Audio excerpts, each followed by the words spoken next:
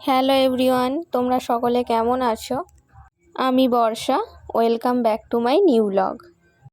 আজকে আমরা আম মাখা বানাবো। তাই আম মাখা বানানোর জন্য প্রথমেই একটা আম আমরা গাছ থেকে পেড়ে নিয়েছি। তারপর তোমরা দেখতেই পাচ্ছ একটা কলা পাতা কেটে নিয়েছি, যার ওপর আমরা আম মাখাটাকে বানাবো। কলা পাতায় অনেক নোংরা লেগে থাকে, তাই আমরা প্রথমেই কলা পাতাটাকে ভালো করে জল দিয়ে ধুয়ে নিচ্ছি, যাতে কোনো নোংরা না লেগে থাকে।